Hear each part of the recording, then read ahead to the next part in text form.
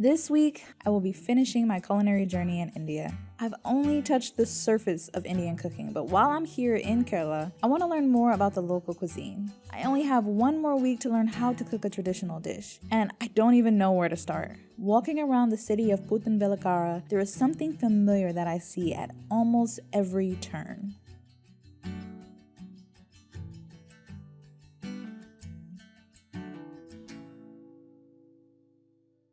Banana cultivation in Kerala is popular because of its humid climate, high temperatures, and heavy rainfall. In stores and local shops, you will see a variety of different types of bananas. The local bakeries and dessert shops will often have treats and snacks made from the local fruit.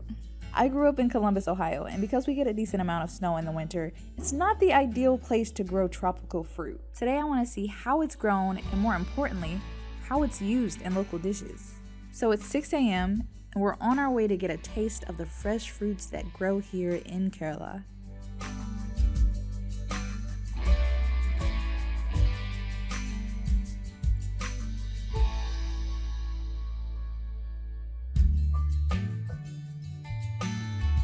Banana trees grow large leaves that almost hug you when you walk past.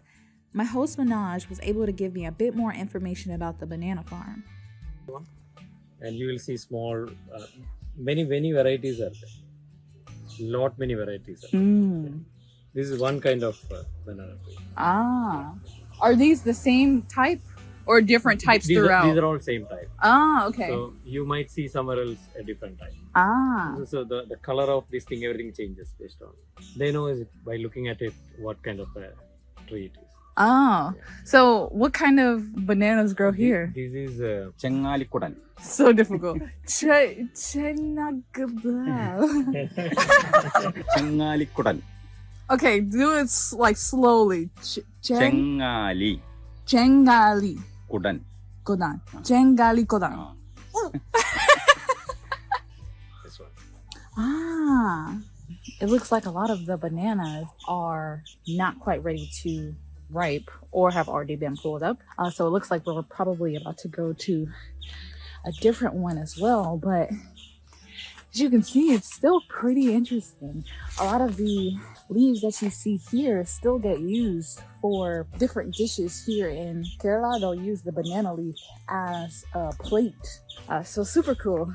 If I had one of these, I would just chill back here. That's super cool.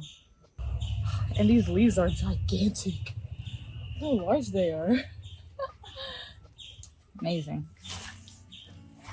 Okay. Might go try to see if there is a farm that is like ripe already or that still has bananas growing, just to get a better feel of the process. Probably gonna head there right now. Bananas are dug up out of the ground about every 10 months. They are then replanted to grow more bananas. I just so happen to come at a time where most of the bananas have already been dug out and the process of replanting is beginning to take place. However, we did visit a second farm that had a few banana trees that were still growing. I had never seen bananas this tiny.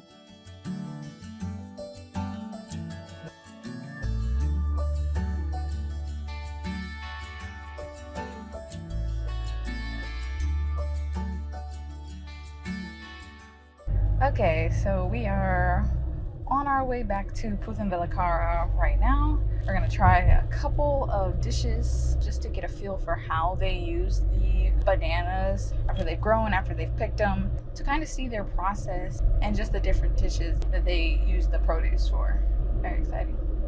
There are many different dishes that use bananas as the primary ingredient. However, I'm only here for a short time, so today I will be trying some of the more popular items.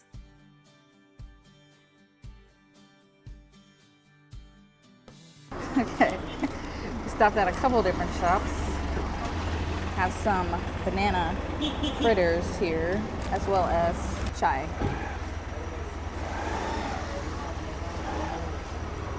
So good. Apparently you dip the fritter in the chai.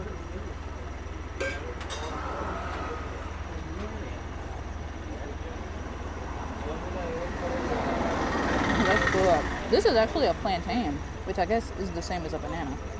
Oh, that's really good. There's like a nice tartness because of the taste of the banana. And then the outer part adds a crispy layer to it. Very nice. And then the chai just adds on to that. That's a nice sweet flavor. That was good. Attracting a lot of attention. Unfortunately, my camera failed me in this moment, so I decided to try the rest of my tasty treats at my Airbnb. Let's try this one.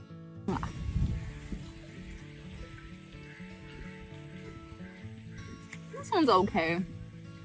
It's almost like a donut hole, but banana flavored. The thing is, the texture is not as soft as a donut hole, but it's still pretty good. Okay, let's see what's next.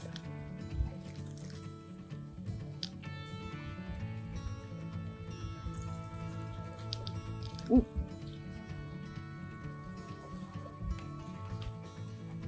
I love the texture, but I didn't taste any banana in that bite. Maybe in the next bite. It's like a, what do they call it? Not a puff pastry, but those flaky pastries. They have these a lot of the times, like this texture in France. That one's pretty good. So basically, this has pieces of banana inside of it.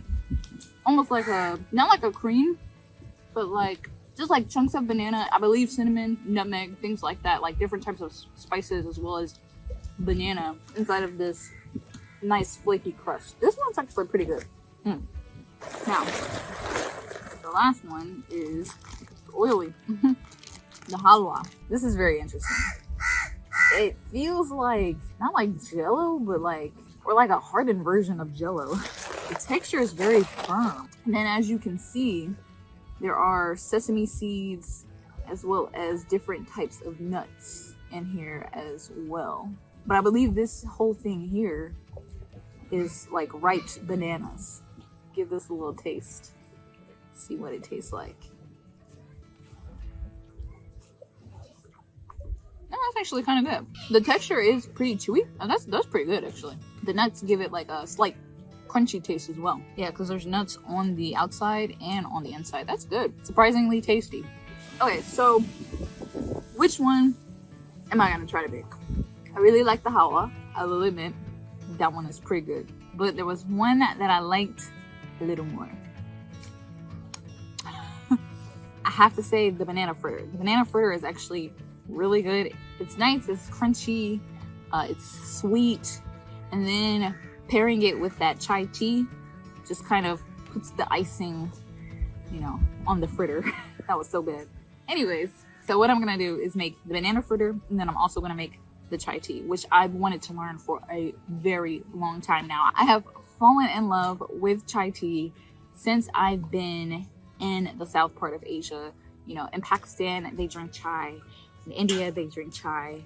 And it has just become this thing that I want to remain part of my life. So if I want that to happen, I'm gonna have to learn how to make it, because in the United States, we really don't drink chai tea very often. So I'm gonna learn how to make it. When I learn how to make it, I'm going to show you guys how to make it. So stick with me on my culinary journey. The first thing I will be making are the banana fritters. For this recipe, you need very few ingredients. Plantains. To clarify, in Kerala, bananas and plantains are called the same thing. If you're making this recipe from a different country, the type of banana that you want to use for this recipe is a plantain. So what you want to do is make a batter. 1 cup of flour, 1/4 teaspoon of turmeric, 3 to 4 tablespoons of sugar, a pinch of salt, 1 tablespoon of cornstarch, and 1 cup of water. Mix that together until you have a smooth, creamy batter. Now add your plantains to this mix and set that aside. Heat the oil in a pan. Once the oil has been heated, put the plantains into the oil and fry until they are golden brown. Remove them from the heat and set that aside. Now we will move on to making our lovely chai. There are many different ways to make chai. In Kerala, you will more commonly find cardamom chai. However, today I will be making marsala chai because, in my opinion, it just goes a bit better with the banana fritters. You will need a variety of spices for this, and this will vary depending on how you like your chai. For me, I found this to be my favorite combination. Star anise, 1 teaspoon of peppercorns, 1 teaspoon of fennel, 4 to 5 cardamoms crushed, 1 cinnamon stick, 5 to 8 cloves, and 1 inch of peeled ginger, crushed. Boil 2 cups of water and put all the spices into the pot. Then add black tea and lower the heat. Add 1/2 to 1 cup of milk. This will depend on how strong you like your chai. Once the mix starts to boil over, remove from the heat and drain the tea into a glass. Bonus tip, if you want a foam layer on top, pour the tea into a separate glass than the first one, similar to how this guy pours it. Okay, now we have the chai tea and our banana fritter. Just gonna dip that.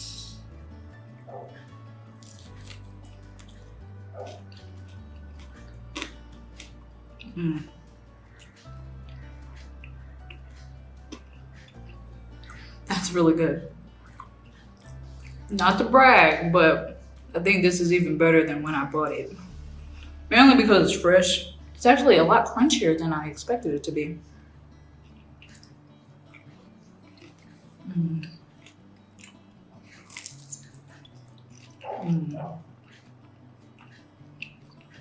That hit right there. This is a nice little like morning snack. Perfecto. Join me in my culinary journey by liking and subscribing to this channel. Can you guess where my journey will take me next? If so, leave it in the comments below and I'll see you next week.